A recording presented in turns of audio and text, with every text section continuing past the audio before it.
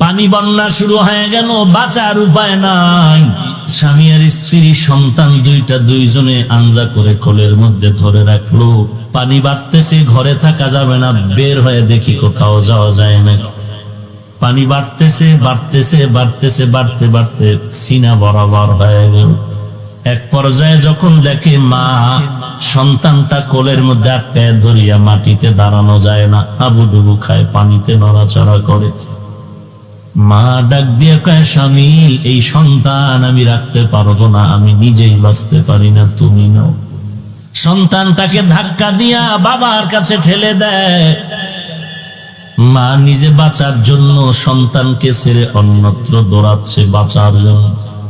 এবার আব্বা যান দুই সন্তান দুই হাতের মধ্যে ধরিয়া তিন চেষ্টা করে বাঁচার জন্য। এক পর্যায়ে দেখা গেল না, বাঁচা যাবে না।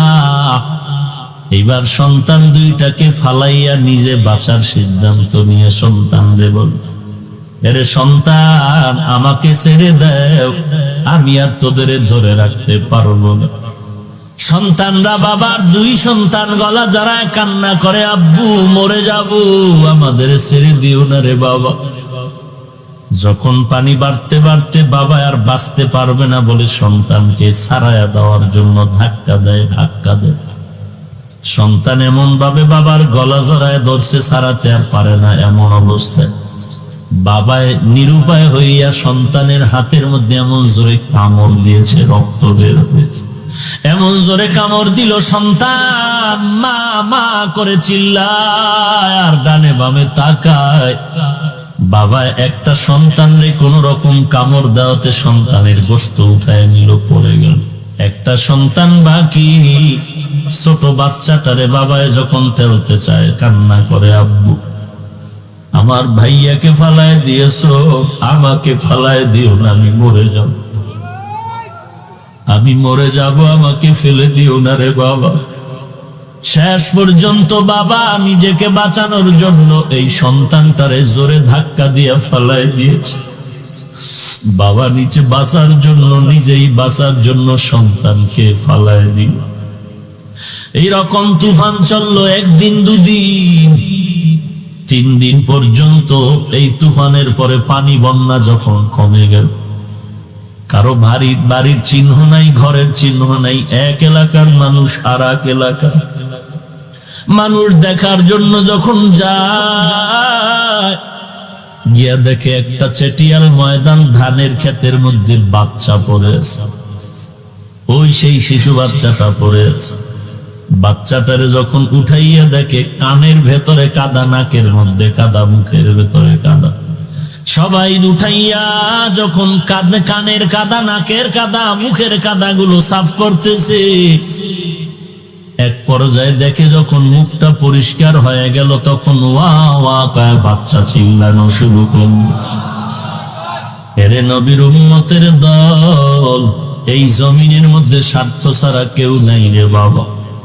যদি তুমি খুঁজো পিছুটান ছাড়া কে আছে তারে দরকার, স্বার্থবিহীন কে আছে তারে আমার দরকার, অভাব নাই এমন কে আছে তারে আমার দরকার। আল্লাহ ডাক দিয়া কয়, বান্দা আমি ছাড়া তোর আর কেউ নাই। আমি আল্লাহ তোর মায়ের গর্ভে তোরে এক ফোঁটা নাপাক পানি দিয়া কত সুন্দর করে তোরে লালন পালন করেছে। মায়ের গর্ভে প্যাকেটের উপরে প্যাকেট, পর্দার উপরে পর্দা দিয়া তোরে সুন্দর করে লালন পালন করলা। একটু বাতাস যদি আধা মিনিট বন্ধ করে দেই, তোর নাক আর মুখ বন্ধ রাখি, তুই মরে যাবি, বাঁচতে পারবি না। কিন্তু তাকায় দেখ আমি আল্লাহ কেমন নিঃস্বার্থ তোরে মায়া করলাম। মায়ের গর্ভে একটা বিন্দু বাতাস ঢোকার কায়দা নাই, এমন প্যাকেটে তোরে ঢুকাইলাম। ওই প্যাকেটের মধ্যে এক ছিদ্র নাই, একটু বাতাস ঢুকার সুযোগ নাই। ওখানে আমি আল্লাহ 1 মাস 2 মাস না কত মাস তোরে সুন্দর করে বানায় রাখলাম। এরপরে যখন তোকে আমি রূহ দান করলাম, তোর মধ্যে এখন নাড়াচাড়া শুরু হয়ে গেল, তোর ভেতরে এখন ক্ষুধা। আমি আল্লাহ দয়া করে তোর মায়ের নাভির সাথে তোর নাভিতে তার লাগাইয়া তোর ক্ষুধা নিবারণ করলাম। তোর এই জিহ্বাটারে আমি নাপাক রক্ত দিয়া নাপাক লাগাইনি। কারণটা কি জানো? দুনিয়াতে বান্দা তুই মুখ দিয়ে খাবি, কিন্তু তোর মুখটা দিয়া মায়ের গর্ভে কেন খাওয়াইলাম না, নাপাক করতে দেই নাই। কারণ এই মুখ নিয়ে তুই জমিনে যখন আসবি, এই জিহ্বা দ্বারা তুই হালাল খানা খাবি, আর খাইয়ে তুই আমি আল্লাহকে আল্লাহ বলে ডাকবি। তোর একটা ডাকে আমার কলিজা ঠান্ডা হয়ে যাবে। কারণ মা যখন সন্তানকে মোহাব্বতের নজরে কাছে নেয়, বাচ্চা আম্মু কয়ে ডাকে, মায়ের কলিজা ঠান্ডা হয়ে যায়। সন্তান যখন আব্বাকে আব্বা বলে ডাকে, বাবার কলিজা ঠান্ডা হয়ে যায়। ওরে বান্দা, তোর বাবায় তোরে কাপড় দিল, তোর মা তোরে খানা দিল, তুই মায়ের এত পাগল হয়ে গেলি। তোর মা তো তোরে কথা বলার শিখায় না। ও বান্দা, তোরে তো হাঁটা তোর মায়ে শিখায় নাই। হাঁটার শক্তি দিলাম আমি আল্লাহ। আমি আল্লাহ কথা বলার শক্তি দান করলাম। আমি আল্লাহ তোর এত সুন্দর চেহারাটা দান করলাম। তুই যখন মাকে মা বলে ডাকো, কোনো বাধা নাই। আব্বাকে আব্বা বলে ডাকো, বাধা নাই। তবে আমি আল্লাহ, তোর মা চায় তুই বারবার মা মা বলে ডাক, তোর আব্বা চায় তুই বারবার আব্বা আব্বা বলে ডাক। আমি আল্লাহর ছেলে নাই, মেয়ে নাই, লাম ইয়ালিদ ওয়া লাম ইউলাদ। আমি আল্লাহ কাউকে জন্ম দেই নাই, কারো থেকে জন্ম নেই নাই। আমি আল্লাহ বানাইছি তোদেরকে মানুষ। তুই আব্বা ডাকো আম্মা ডাকো, আমি আল্লাহর কি কুদরতি অন্তর চায় না তুই একবার আল্লাহ বলে ডাক দিবি। আমি আল্লাহ কুদরতির নজর দিয়ে তাকায় থাকি রে গোলাম। আব্বাকে ডাকো, বাধা নাই। মাকে মা বলে ডাকো, বাধা নাই। ফাঁকে ফাঁকে তুই যদি একবার আল্লাহ বলে ডাক দেও, আমি আল্লাহ খুশি হয় তোর জিন্দেগির গুনাহ মাফ করে তোর নামটা জান্নাতের খাতায় লিখে দিতাম। हकीकत से तो दुनिया बेखबर है, दुनिया की नुमाइश पर नजर है। नमी गोयम के आज दुनिया जुदा बाश, बहर कारे কে বাসি বা খোদাবাস। আল্লাহ বলেন আমার কোনো পিছুটান নাই, কারণ আমার খানা নাই, আমি খাই না, ঘুমাই না। লা তাখুযুহু সিনাতু ওয়ালা নাওম। আমি আল্লাহর ঘুম নাই, তন্দ্রাও নাই। আমি আল্লাহর খানাও নাই। আমি আল্লাহর ছেলে নাই, মেয়ে নাই। একমাত্র আমার আপন হলো আমার বান্দা। আমার কোনো পিছুটান নাই, আমার কোনো অভাব নাই, আমার কোনো স্বার্থ নাই। আমি আল্লাহ যদি সামান্য একটু স্বার্থপর হইতাম, যারা আমার দেওয়া পানি, আমার বানানো বাতাস, আমার দেওয়া সূর্যের আলো, চাঁদের আলো ভোগ করিয়া আমারে গালি দাও, আমার বিরোধিতা করো, কোরআনের বিরোধিতা করো, আলেমের গালি দাও, নবীদের বিরুদ্ধে চলো। আমি আল্লাহ যদি একটু স্বার্থপর হইতাম, আমি আল্লাহ তোরে ঘুমের ঘরে গলা টিপে হত্যা করে ফেলতাম। আমি আল্লাহ রাগ করিয়া তোর পানি বন্ধ করে দিতাম, বাতাস বন্ধ করে দিতাম, খানা বন্ধ করে দিতাম। আমি আল্লাহ রাগ করে পানিও বন্ধ করি নাই, বাতাস বন্ধ করি নাই, খানাও বন্ধ করি নাই। বরং আমি আল্লাহ মোহাব্বতের নজর দিয়ে তোরে ডাকতে থাকি, আয়। আমি আল্লাহ প্রতিদিন প্রথম আসমানে এসে হাজির হয়ে যাই, উদউনি আস্তাজিব লাকুম। এরে বান্দা, আমাকে ডাকার মতো ডাক, আমি জবাব দেওয়ার জন্য তৈয়ার। আমি আল্লাহ প্রথম আসমানে হাজির। এরে বান্দা, কার কি প্রয়োজন, অন্তর ভরে চাইতে থাক। আমি আল্লাহ দেওয়ার জন্য রেডি হয়ে আছি। আমার কাছে চাইতে দেরি, পাইতে দেরি হবে না। তোরে অনেকে বলে হুজুর চাওয়ার মতো কম চাইলাম না তো, কিন্তু পেলাম না তো পেলাম না। আল্লাহ বলেন কেমনে চাইছো, চাওয়ারও পদ্ধতি লাগবে। বিসবরি ওয়াসসালাহ, দুই না জিনিসের মাধ্যমে আল্লাহর কাছে চাইতে হবে। এক নম্বরে ধৈর্য, দুই নম্বরে হলো নামাজ। এক নম্বরে ধৈর্য, দুই নম্বরে নামাজ। এই দুই জিনিস, এই দুইটা গুণ অর্জন করে যদি চাও, নামাজের সালাম ফিরায় দেখবি তুই যা চেয়েছো তা পেয়ে গেছ। চাওয়ার মতো চাও, ধৈর্য ধারণ করো, কান্না করো, নামাজ আদায় করো। যুবক মসজিদের বারান্দায় বসে কান্না করে, ইমাম সাহেব বলে কাঁদো কেন? যুবক বলে আমি অনেক টাকা ঋণ হয়ে গেলাম, আদায় করতে পারি না, রাস্তায় নামলে মানুষ আমারে গালি দেয়। ইমাম সাহেব বলে নবীজির দেওয়া তাবিজ ব্যবহার কর, ঋণ থাকবে না। কি তাবিজ? বলে নবীজি দোয়া শিখায় গেছেন, দোয়াটা বল, আল্লাহুম্মা কফিনি বিহালালিকা আন হারামিক ওয়া আগনিনি বিফাদলিকা আম্মান সিওয়াক। যুবক বলে হুজুর দয়া করে ক্ষমা করবেন, এই দোয়া আমি শিখি নাই, পড়তেও পারবো না।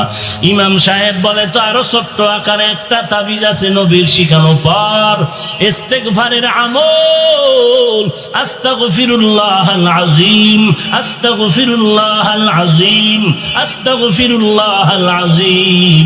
এই আমলটা চালু রাখ, আল্লাহ কুদরতি ভাবে তোর ঋণ আদায়ের ব্যবস্থা করে দিবে।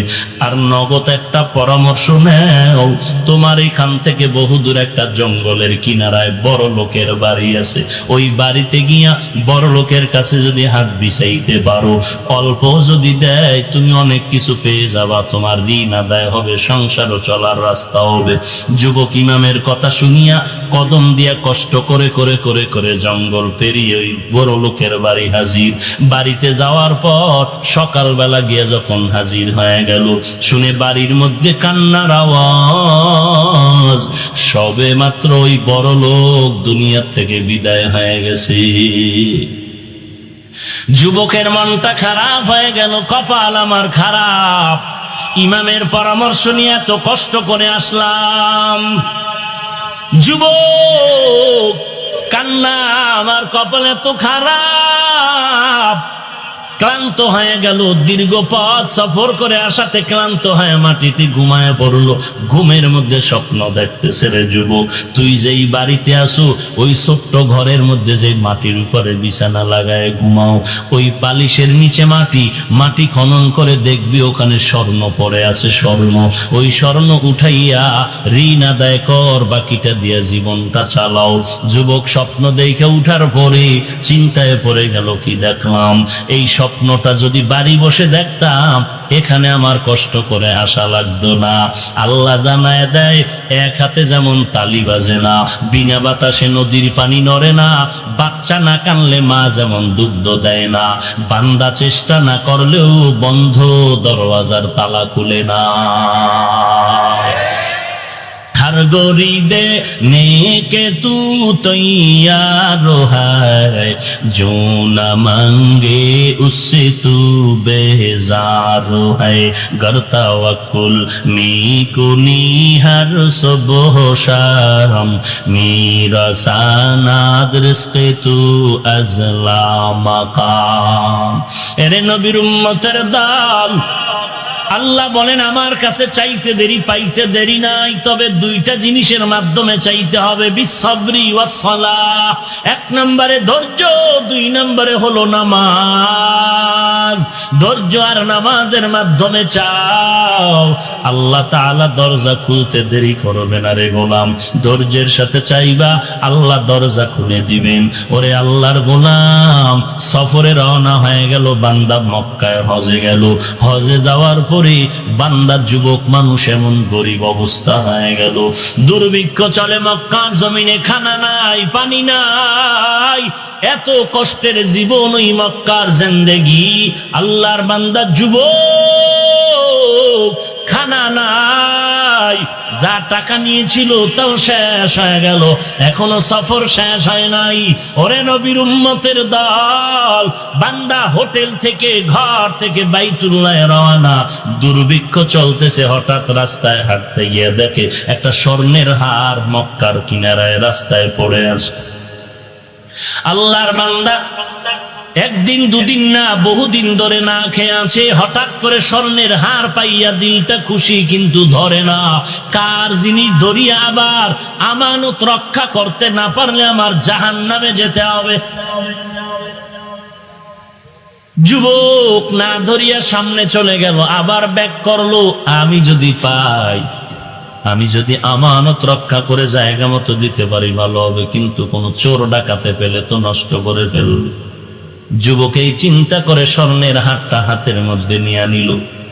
নেওয়ার পরে তার হোটেলে নিরাপদে জায়গায় রেখে আবার ঘুরতেছে, কার হার কে যেন তালাশ করে তারে ধরে নিয়ে যাও। হঠাৎ যুবক হাতটা ঘরের মধ্যে রেখে মক্কার কিনারায় এসে শুনতেছে কে যেন এলান করে, খুঁজিয়া দেখে এক পাগড়িওয়ালা আল্লাহর বান্দা চিল্লায় বলে, স্বর্ণের একটা হার আমার হারিয়ে গেছে, কেউ যদি পাও একটু আমাকে দাও, আমি তোমাকে 100 দিরহাম হাদিয়া দিব। দুর্ভিক্ষের সময় যুবকের পেটে খানা নাই, বড় কষ্টের জীবন। আল্লাহর বান্দা পাগড়িওয়ালার হাত ধরে বলে চলেন। আল্লাহর বান্দা যুবক পাগড়িওয়ালাকে নিয়ে নিজের হোটেলে গিয়ে বলে, এই জিনিসটা আপনার নাকি? বলে হ্যাঁ। কয় নিয়ে যান। যখন নিয়ে হাতের মধ্যে দিয়ে দিল, যুবক দৌড়াইয়া সেজদায় পড়ে কান্না শুরু করলো, আল্লাহ তোমার দেওয়া আমানত আমি রক্ষা করতে পেরেছি, তুমি আমাকে মাফ করে দাও। ওই পাগড়িওয়ালাকায় যুবক দাঁড়াও, আমার ওয়াদা তোমাকে কিছু হাদিয়া দিবে। বলে না না, হাদিয়া